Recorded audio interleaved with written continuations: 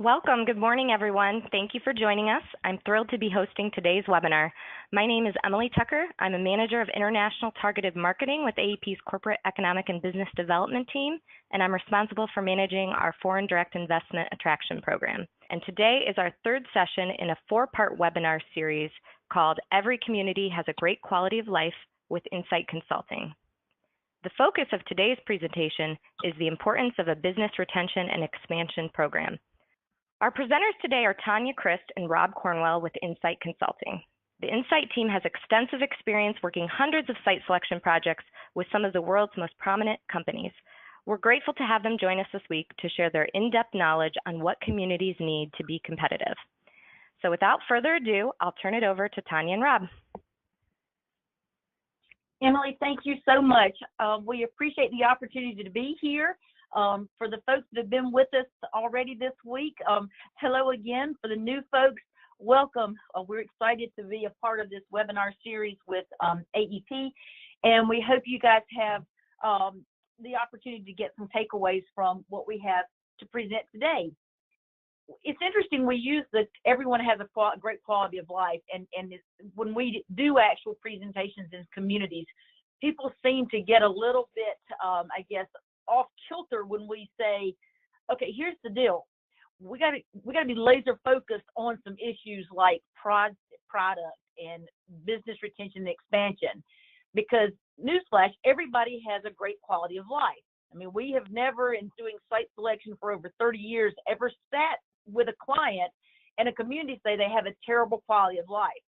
So that's kind of the focus. We're kind of wanting to get everybody on their, I guess, their other foot and focus on the things that actually make or break the project, especially in the beginning, which fortunately, unfortunately, has nothing to do with quality of life. That plays in later on in the process, but we want folks talking about things that matter to our client. And it's interesting, BRE has become extremely important. It always has been, but now clients are asking us to ask for communities' actual plans. So we're going to spend about 40 minutes kind of talking about what does the client, looking through the client's lens, what are they looking for in a BRE program? Why are they asking for that? Because they're going to be an existing industry. So just keep in mind, this is, we're kind of trying to present to you guys what the clients say to us, okay? So with that said, we'll kind of look at the webinar roadmap and what are we going to accomplish today. We'll do a brief overview of InSite. We don't want to bore everybody because it's been with us for the last couple of days. But we'll talk a little bit about InSite. We'll talk about trends that are relative to business retention and expansion programs. Okay, and then we'll get down and do a deep dive on what does the client expect? You know, when they tell us, hey, make sure you get a copy of the community's BRE plan. What are they looking for in that plan? And so we're kind of going to do a deep dive into that process. And, you know, the key here, the keys to takeaways are, is it a true BRE program? And we'll define true here in just a moment. But that's important because it's not about a call program, okay? And it's not about, you know, a golf tournament for them. They're not looking to be wined and dined. They're looking to be helped. They need the ED program to be a resource to them. And it's got to be dedicated and formalized. If it's not in writing, it's got to be, okay? So we'll talk about that. And as Emily said, if you have questions, shoot them in, send them in, write them down, because we want to take time to hear from you guys also, okay? A little bit about InSite. We say this all the time, but we're blessed. These are some of our, I guess, our repeating clients that we work for often. When we come to you with information and data, these are, if you will, the voices that are in our heads. And Rob will laugh, and oftentimes some of you guys have heard us. Yeah, no, excuse me, Tanya, but there's a lot of voices in Tanya's head, and so, you know, the folks that do know us, you certainly have experienced some of those voices, but today we're going to try to minimize the number that you hear today. Yeah, I'm going to try to focus. Yeah, I should have been given Ritalin when I was little, but I don't think it existed, and if it had, it would have changed my personality, and who knows what I would be. probably in prison. But any which way, yeah. So back on target here. We do want you to know we're going to approach this informally because you know what, we want to feel like we're all on the same team. So this may be a little bit different of a platform than some of the webinars you see, but hopefully it'll be interactive and fun in addition to informative. But back to these folks here on the screen. The key here is that's our lens, and that's your client or your target audience. And so just keep in mind when we're saying things that either you love to hear, that's great, because you know what? That's what the client's saying and wanting. When we say things that you don't want to hear because you don't have it, don't get too frustrated. Just keep in mind these are the things that the clients are looking for now, specific to your BRE program, and we're going to talk to you about how they may grade your capability to execute a business and retention and expansion program. Just quickly, again, some of the voices in our head, some of the corporations, in addition to, we have 2 core competencies, siting and economic development. We have some great partners to include AEP that we get to share our experience, which is actually client experience, with you guys and folks. So let's jump in quickly and do an overview just so you can see kind of the process for site selection, okay? And it's interesting, I'm sure all of you have seen the consultant drawn funnel. And it looks like the one you see here that's, got perfect edges, etc. Well, Rob and I, one of the things we didn't talk about, but Rob and I have actually been in local economic development. We've worked projects, okay? We have responded to RFIs. So we understand that the world you guys live in and operate in is actually like a funnel cloud, a tornado being tossed about throughout the process. So we feel like the tornado is a little better reflection of the experience of an economic developer. But what we want you to focus on, because so many people want to know, how do we get in the search region? How do we, you can't, okay? The client determines that. We want you folks focusing on how do you get on and stay on the radar screen.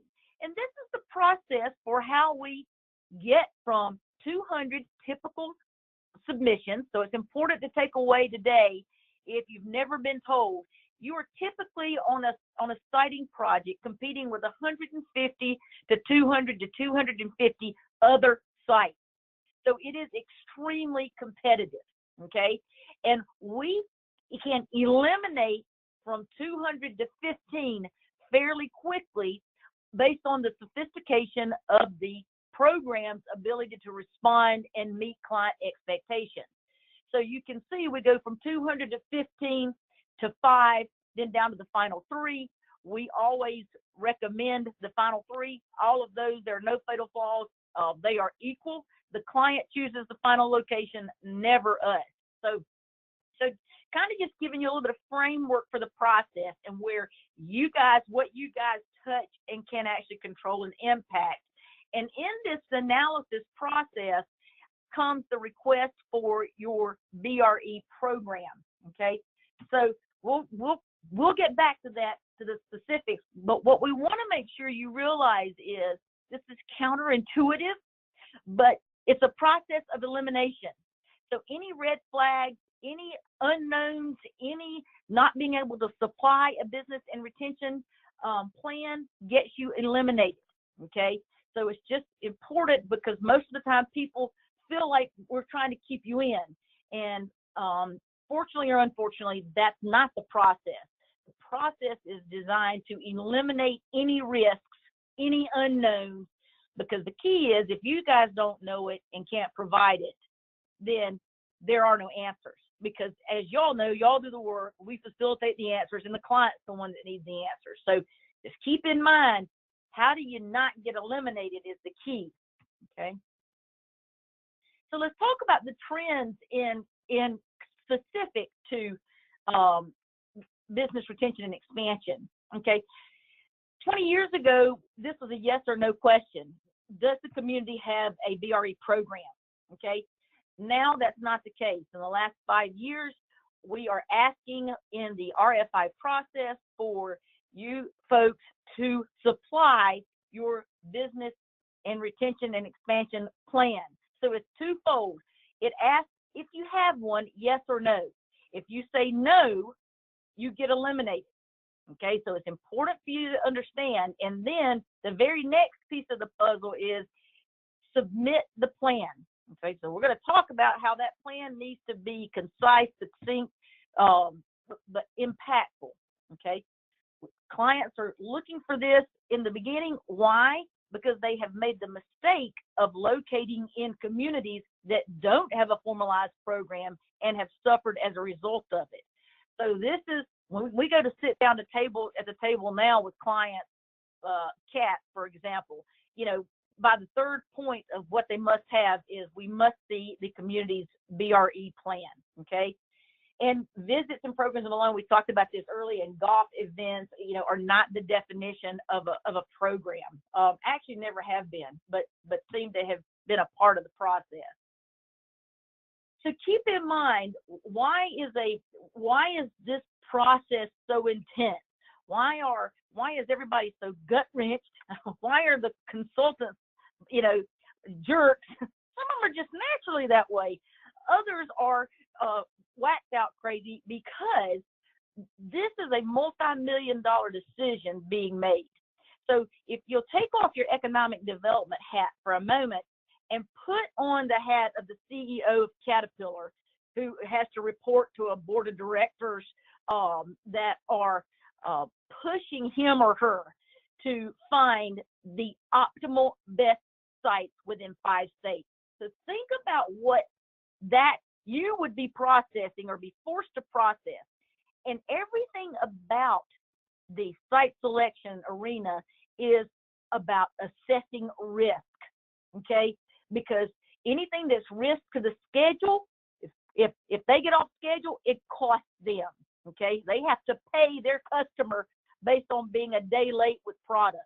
So keep in mind, okay, risk to construction, okay, risk to deliverables, risk to cost, okay? So they're risk adverse of encountering things that are going to require their capital that they hadn't originally planned for. And probably the biggest thing that you folks need to realize is always somebody, including the consultants, jobs are on the line every time they are making a multi-million-dollar decision to locate. Because if they choose the wrong location that is not ready, that cannot get labor, guess what? They get fired, okay? So, and typically a team of about 25 other folks get fired, okay?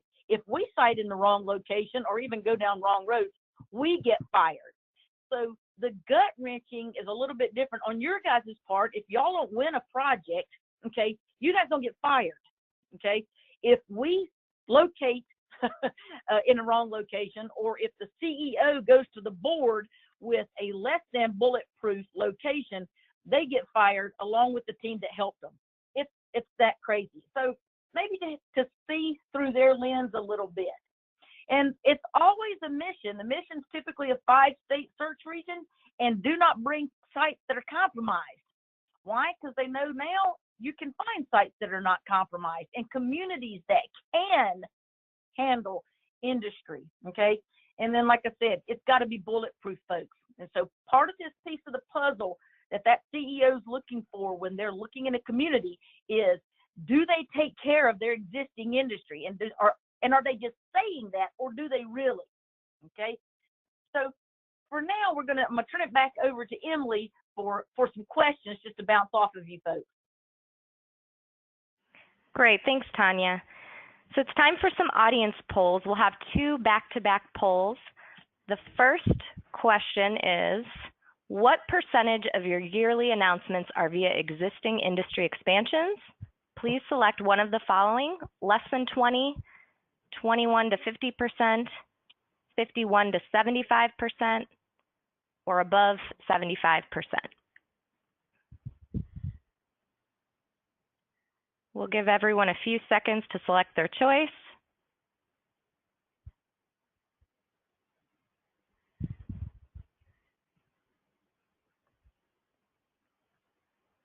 All right, and we've got some varying responses. We've got about 20% that said less than 20, 18% are 21 to 50%. 27% of the audience is 51 to 75%, and 35% is above 75%. Great, thank you for participating. We have one more poll.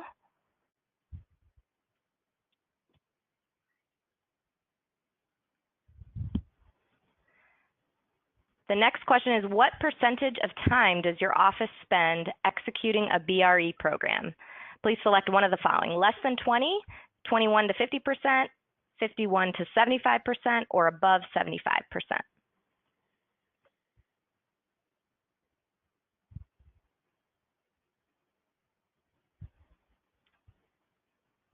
Give it a few more seconds to get your answer in.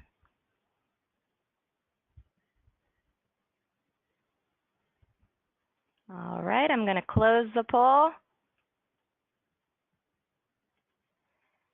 And our results, again, are a little varied, but the majority at 42% are less than 20% of time spent executing a BRE program.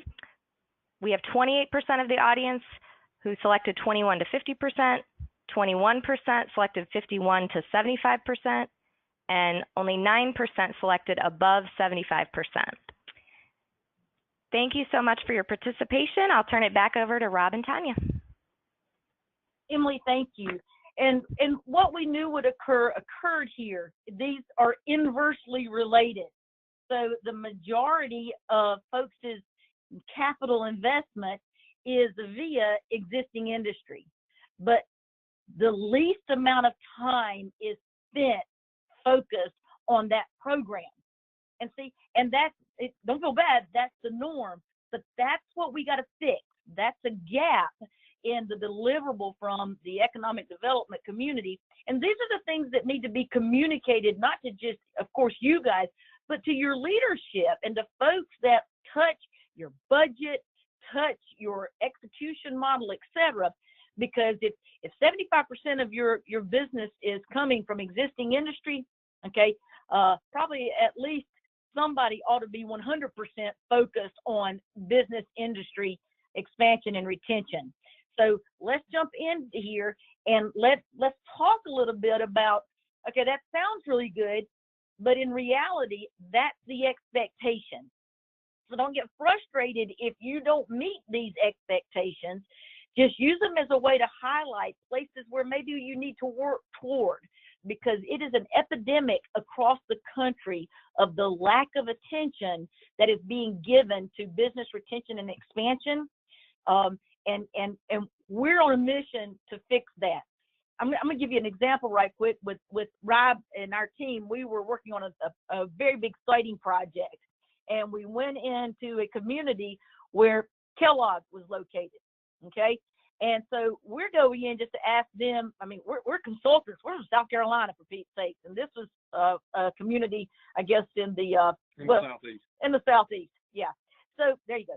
So at any rate, so they don't know us, we don't know them at Kellogg. But we're going in to talk to them about their labor, etc. Well, the general manager, it comes into the room, he sits down across from us, and he looks at me and he goes, I don't know what we're supposed to do today, but I know you guys are doing something about sites. Can you guys help me get a traffic light? Because I can't get my trucks in and out. And I, of course, looked at Rob, looked at my team, and wanted to punch out the local economic developer, because here is Kellogg. They make, the most, at this location, the most Pop-Tarts in the world. It smelled delicious, as a matter of fact. And I, as a stranger, am coming in, and nobody knows they are thinking about relocating because they are, number one, landlocked, and number two, need a traffic light. So you see, this is the problem, and this is the issue. So let's talk about, how does this not happen? What does the client expect when they look at your BRE program? What do they want to know? Number one, that there is a champion for their efforts for existing industry, that there is dedicated staff, not the one person that's handling everything, because that's a flawed model, okay, but who maintains ownership of that program. They're going to know who does it and then what else are they doing, okay? It's got to be consistent, okay? The plan's got to be consistent. They got to feel like that you're not just going to show up one day and ask them, but not be available to them the next day when they need something because their lines are shutting down or something's happened with their transportation route. The plan's got to offer them some deliverables, okay? So the BRE program is not just asking them or sitting down with them or revisit. We can help you, and here's how we can help you. This is what we have to offer through our BRE program. And we'll get into some of those specifics in just a moment. But you got to offer deliverables to get their attention. I mean, they're working hard and they're stressed, etc. So you got to be treat them like a true customer. And here's the radical piece of the puzzle that's hard to digest, but if you're not talking to your existing industry, I can guarantee you your competitors, other states, other communities are talking to them. So you just need to be aware. Self-aware is what we try to be around here.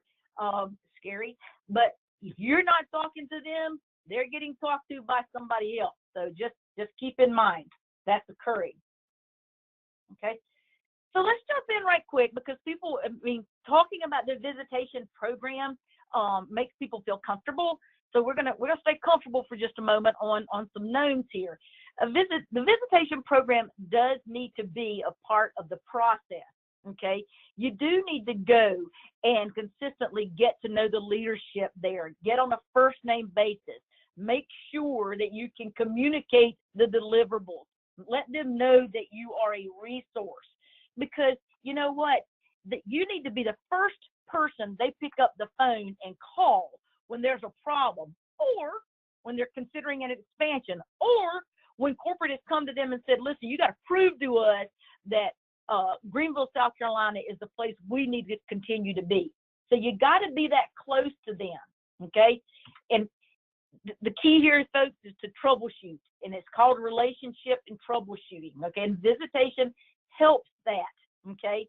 So visit your companies, talk to them, but make sure when you sit down with them, and we'll talk a little bit more about this, you have something to offer them so that you can say, hey, look, I'm a resource, I'm tracking incentives, if this is changing legislation, hey, I could go on and on and on, but we'll get on into that more in detail. But they're looking for the fact that you're going to consistently come see them and talk to them so they know who you are, okay? Coordinate with your allies.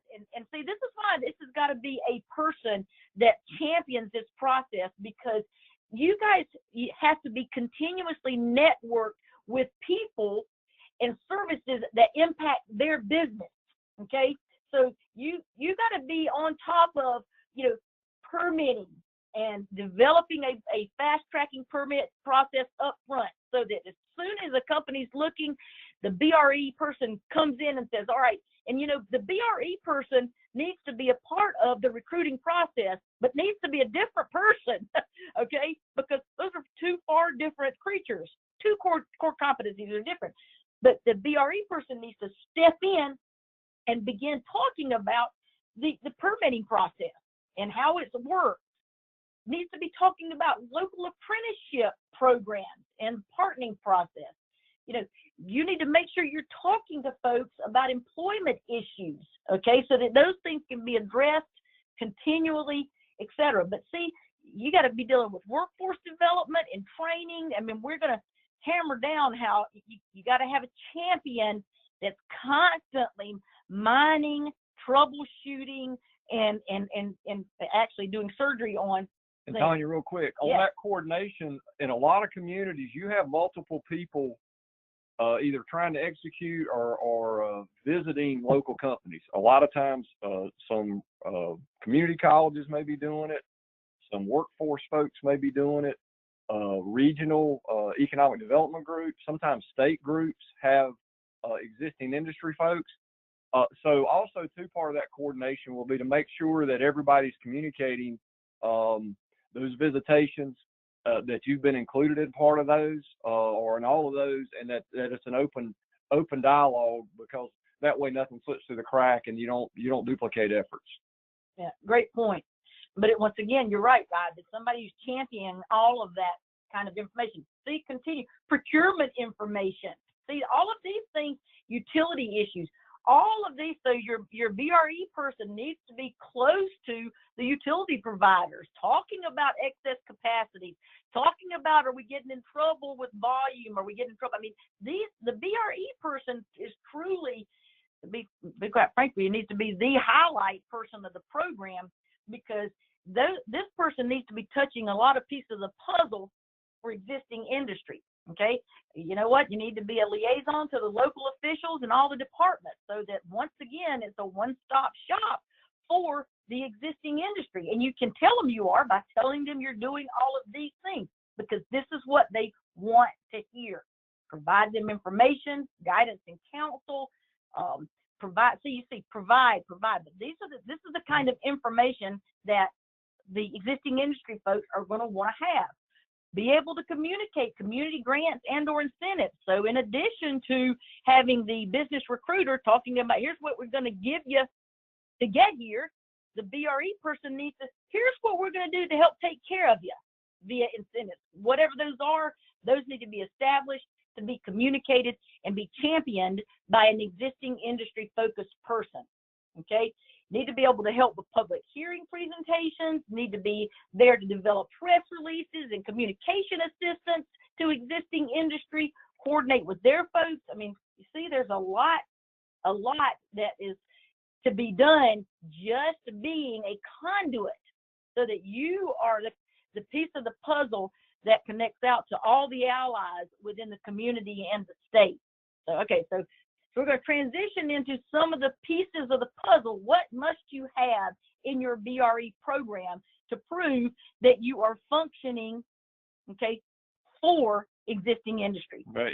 And keep in mind, what we're going to do here, the last segment here, is provide best of class in terms of areas that we've seen local communities provide.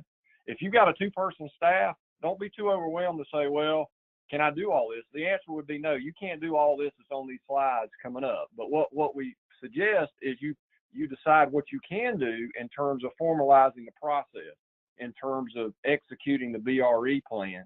Because keep in mind, as Tanya mentioned earlier, you want to be the go-to source for your local community or for your local companies. Are they going to you and calling you when they have problems, they have expansions, maybe they're looking at new product lines, those types of things. We start with an existing industry committee. It's just made up of local companies that can help process and put together your program. And it meets throughout the year, normally quarterly, and it just works on new programs, what they need locally. And it also serves as a rapid response team that can assist with small emergencies. For example, Tanya's example earlier with Kellogg. All they needed, they just needed a light, a traffic signal. That's all they needed. That's all they wanted. And keep in mind, most companies, the majority of them, have local people that want to stay there. Okay, so when there's opportunities for expansions, they want to fight for those local expansions. And if we were able to give them a traffic signal, a month ago, and an expansion comes up, then obviously it's, that helps them. Okay. A manufacturing managers association, MMA. Again, this is going to be your top management in private sector, and as well as distribution operations. And they meet every other month, and they're working on issues with regards to the community in terms of labor relations, incentive legislation, facility planning, you name it. But it's just the managers of those local manufacturing companies that get together and discuss that, and you can help facilitate that process. And as Rob's talking through this, the key here is these are the pieces, like I said, of what needs to be in your BRE program. And what we're trying to do is to help you stretch. Okay. Yeah. So don't feel comfortable. We don't want you, don't feel comfortable because you can't do these things. We want you to get comfortable, and we want to help you get, maybe uncomfortable to move forward so that you can execute all of this, once again, because this is what the client's looking for. So, and keep in mind also, too, from a recruitment standpoint, these folks become your best salespeople. When you do have prospect visits, if you know your existing existing companies and provided assistance to them, have great relationships with them, they're going to be your best salespeople because you know them personally. And again, there's another example of Human Resource Managers Association, top management in the human resources field. And it meets on a quarterly schedule, and they can talk about everything from all types of industrial issues, from OSHA regulations to labor needs, union issues. That's not on there, but a lot of different labor. And labor is a big a big component now with regards after product development. You know, everybody is concerned about labor. And we've seen, although it's not in this slide, we've seen local communities start providing workforce opportunities in terms of on-site or online where they can post jobs, where companies locally can post jobs and people in the community can go to those jobs, and it provides them another resource. Well, that's a great point, Rob. We're going to get to this in tomorrow's in marketing, but one of the things we're going to say in the website, on the website, you need to have a tab for BRE plan, and your plan needs to be posted on your website. So at any rate, you had mentioned website, et cetera, but that'll come more into play. That's a critical piece of your website. Yeah. So you see some of the committees that you guys need to champion and start up and facilitate and execute. Incentive grants facilitation. Now, keep in mind, one of the things that we always recommend is with regards to your incentive policy, it should be as good and preferably better than your newly locating company incentive policy. So whatever you give or willing to give to new companies, you should give that at least to existing company expansions, or even make it better with regards to job thresholds, with regards to investment numbers. We're big proponents of that. And we also think it sells well to prospects. When they see that, you know, their deal, once they get here, is going to be as good or better than the deal that they're getting as they locate there, it makes a big difference. So we encourage you to do that. We encourage you to formalize that process. Even if you're a smaller community, formalize it, discuss it in advance, get the debate out of the way before somebody's already asking for incentives through that. Yeah, that's a great point. And when we talked a little bit about that previously, but Rob's right. Go ahead and get all the approvals you need on the threshold so that you as the local economic developer can pull the trigger when existing industry, I guess, is qualified for incentives. Because you'd be surprised the number of folks when we visit, especially some smaller companies, they think incentives. We hear this all the time when we meet companies during our client visits. They'll say, well, incentives are only for new companies. We've been here and we can't get any of this.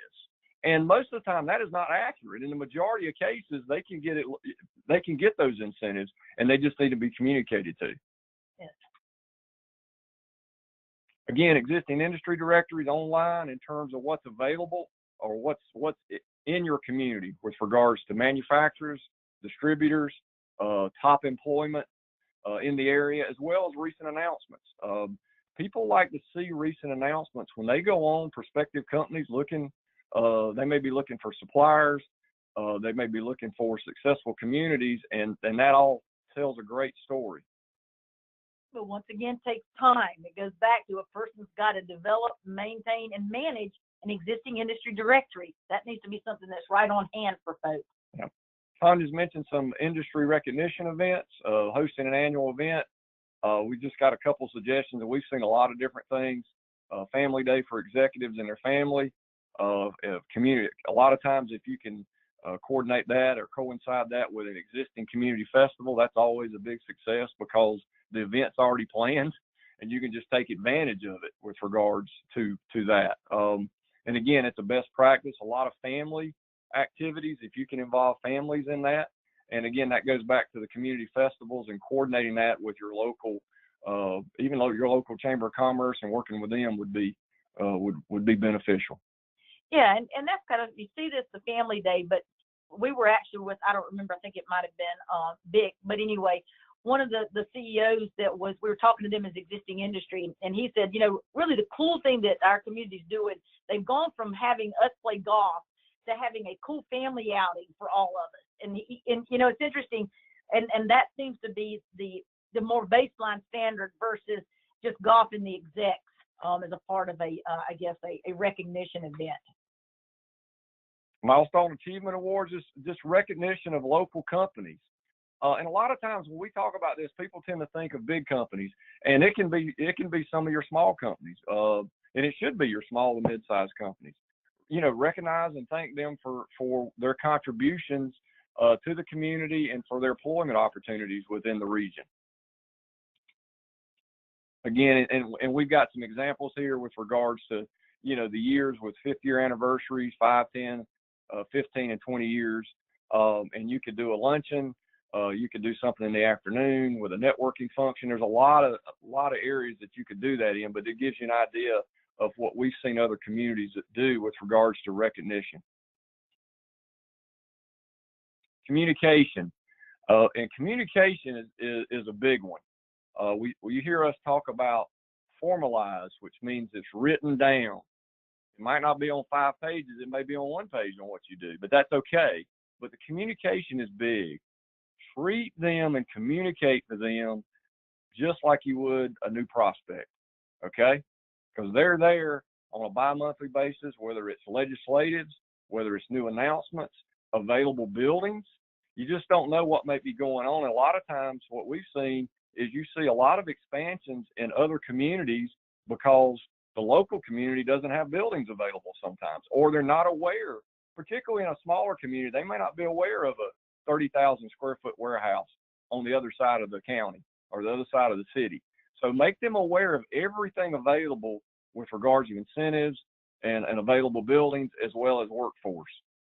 And we're going to talk about that again more, Rob, on tomorrow, which is good because you know what? They need to be consistently communicated in your marketing plan. So they need to be a target audience. And we'll talk more about that tomorrow too. And develop a resource guide to guide them through the process where they can go online and pull up all the information they need. They would have your contact information. They would know all about pre-employment with regards to apprenticeships, with regards to the contacts for those, overview of available incentives. You could even give them examples of what might be available to them, what it means to their bottom line. If you expand in my community at a $5 million project and 20 jobs, this is what it could mean to your bottom line. But provide all that comprehensively on your website. Public relations strategy. This is particularly important for some of your smaller companies, but make sure that you can help them get the word out locally. New contracts, safety achievements, new employees, capital investment, and it can include local, regional, and even national exposure. And again, I know that seems like a small service, but it could be really big for some smaller companies, small to mid-sized companies in your community. Again, dedicated website. We talked a little bit about that already, but dedicate it to local companies so they can access that information. It depends on what size community you are and how much activity you have. You may have a login process where you could work projects with local companies, and that might be a special portal for them to provide information to them, individually even. Okay, vertical marketing. We talked about this earlier when I said that, they're your best salespeople. Okay, and so when you call on them, you know about them. Don't make the mistake I did when we talk about communication. When I first got involved in this business a long time ago, I was over a BRE program in our community and also did project management. And we went to look at a building that one of our local companies owned, but I had not met the guy and did not know he was a little bit of a nut job. And so we went out there and we were talking about the building, and the guy asked him about our workforce, and he said, the workforce is horrible here. All they do is smoke marijuana all day. That's what he said. So I didn't get fired for that one, but I obviously was not communicating with our local companies very well, and I was not aware of what he was going to say during that prospect visit.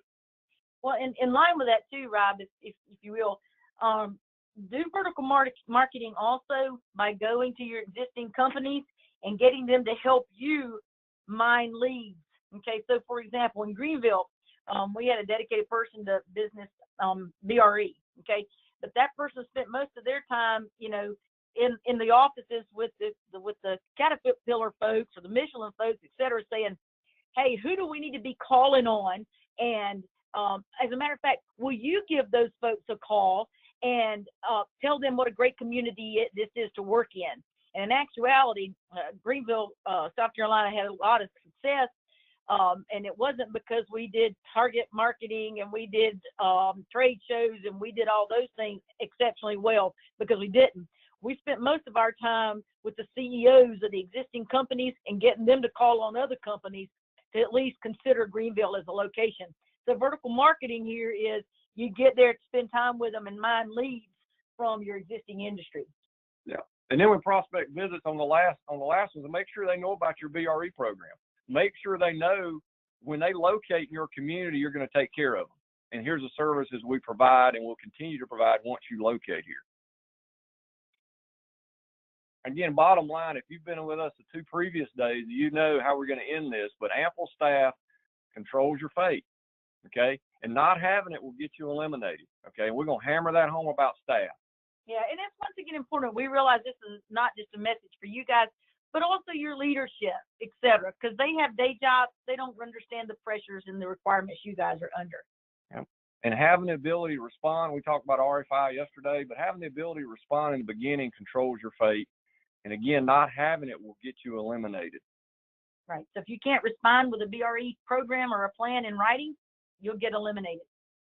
Having a viable product controls your fate, and not having it gets you eliminated. And again, understanding that all your work and focus must be on what you need to be doing now versus what was done in the past.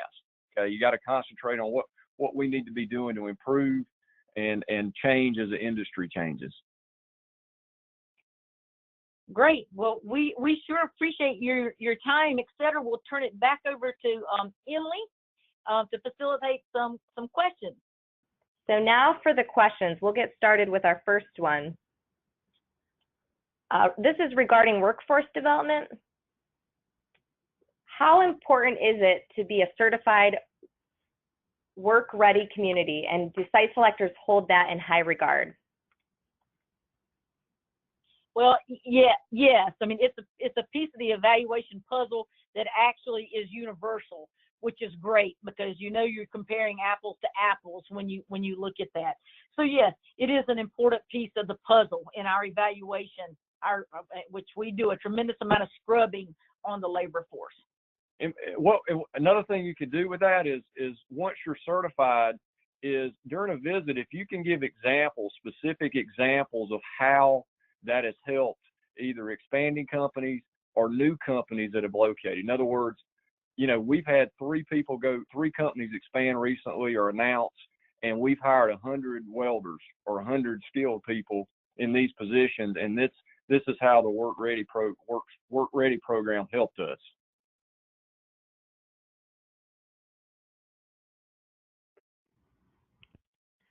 Okay, great. Our next question is, what are your views on formal surveying and reporting of companies?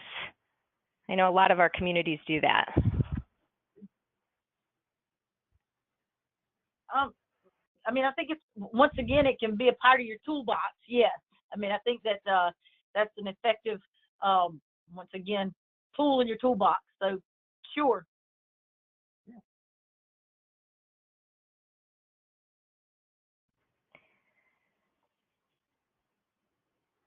Okay, can you also share some best practices of maybe innovative, creative things that you've seen communities do as part of their BRE program?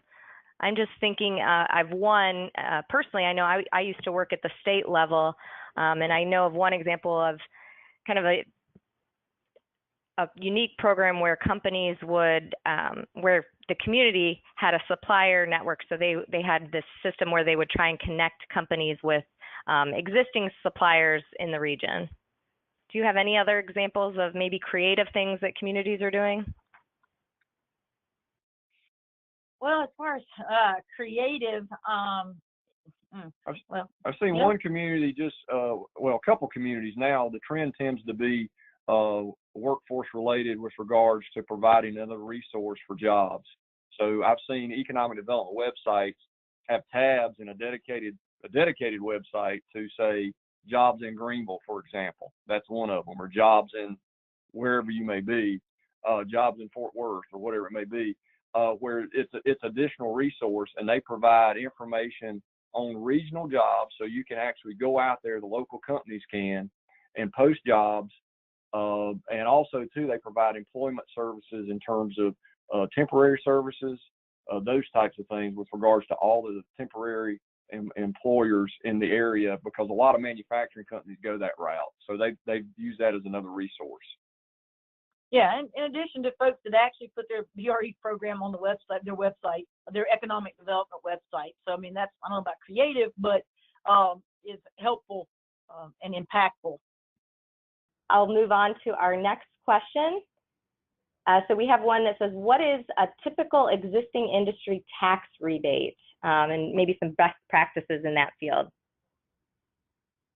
Oh my, that could be a lot of different things. But for example, a lot of communities, they'll say, you know, they offer 100% tax rebate, which we're not big advocates of, but a lot of communities can provide that to new companies. And so we would say that should be a baseline for the existing companies. So whatever your thresholds are should be the same for existing companies. So I think that's the biggest takeaway on property taxes, or should be lowered. So if you standardly, if it's based on 20 jobs for a new company, then maybe it should be based on 10 jobs for an existing operation. But you know, obviously tax rebates, reduced permit fees or tap fees, anything like that would be beneficial. Expedited permitting, you know, a dedicated project manager, if there's a lot of permitting that has to go through, dedicated within the economic development department to coordinate with their planning division, that type of thing. Okay, great. Thanks, Rob. Another question we have is, when a military base is in the area, how would you highlight it in the BRE program?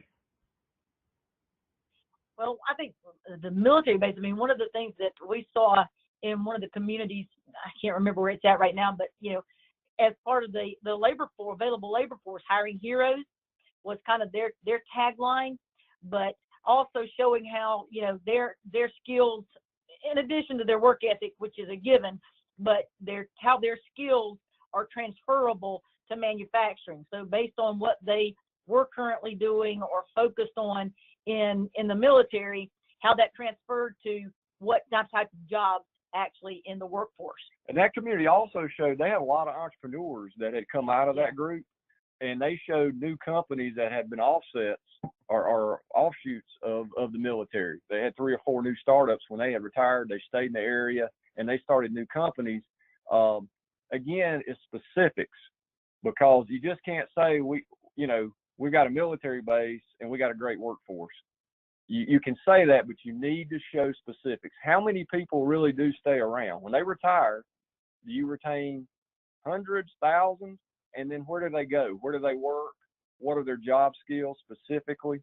And have they been placed with companies? The more detail you can provide, the better, because everybody gives a bunch of, you know, loose examples on workforce, and it's hard to, you need to quantify it as best you can. Great. Okay, we have another question. This is a good one. I know we've all experienced it. So what do you recommend if the key contact maybe doesn't want to meet with you or isn't being responsive? Maybe they're adverse or somewhat resistant to you know, government or economic development assistance. Do you have any recommendations for that?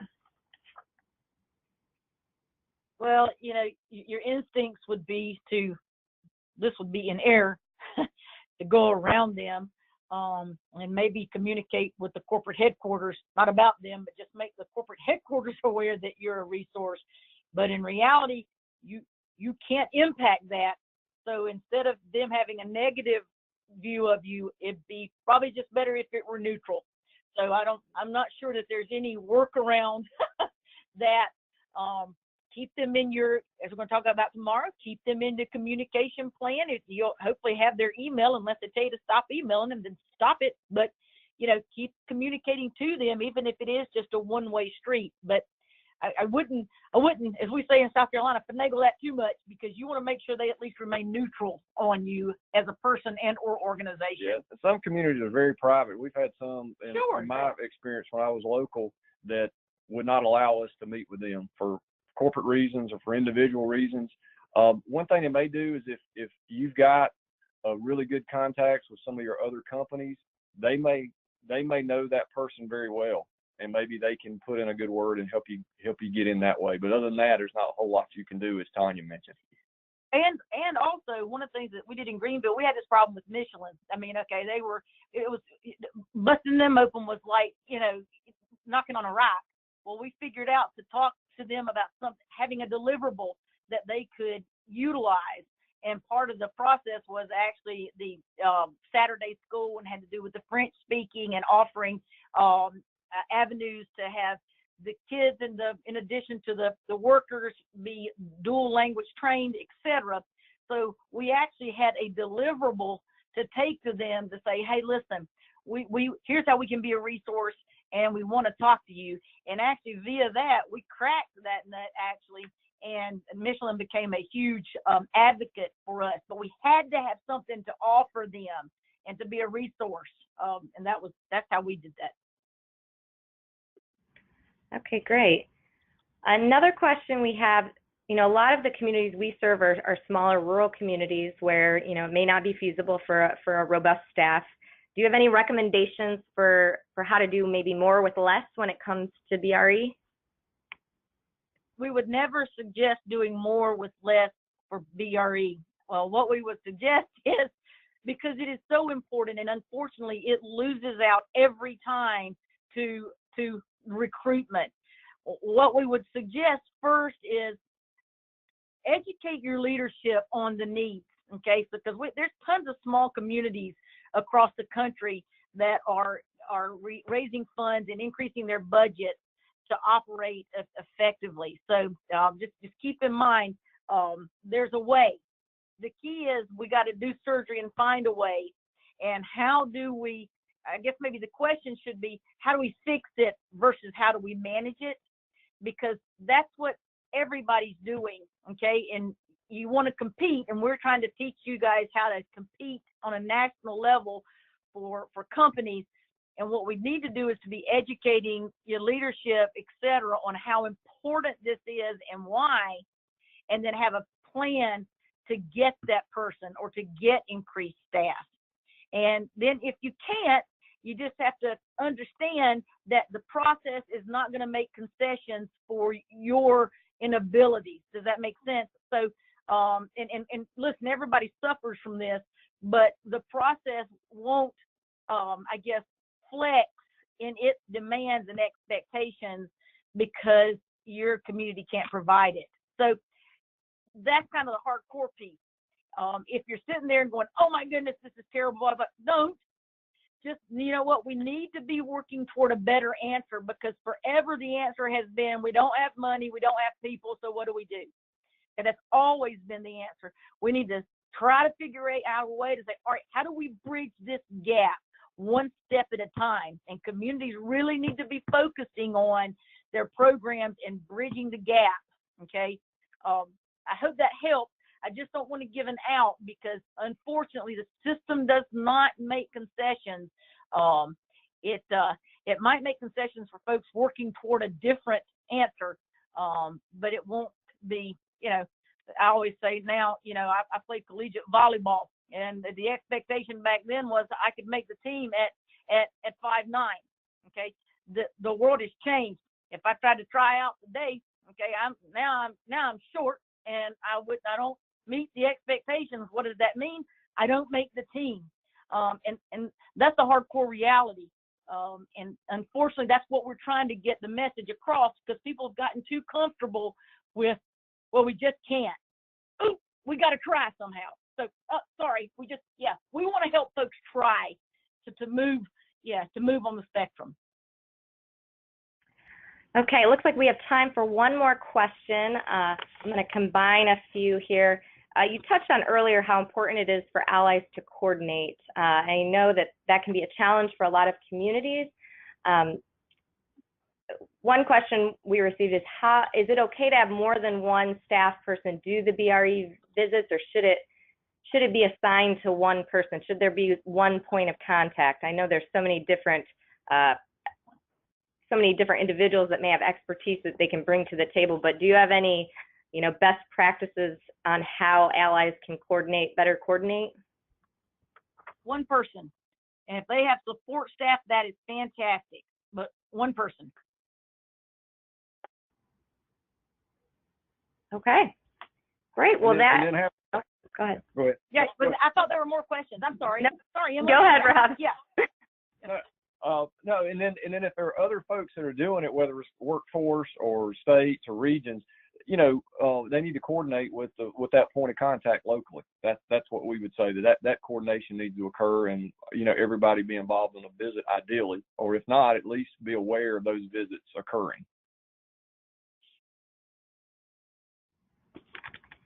Okay, great. Well, that concludes our question and answer portion of the webinar. Thank you so much, Rob and Tanya, for your valuable insights. Thank you to our audience for your attendance and participation. We appreciate everyone taking the time to be here and hope you will join us again tomorrow at the same time and place as Rob and Tanya discuss marketing and attraction.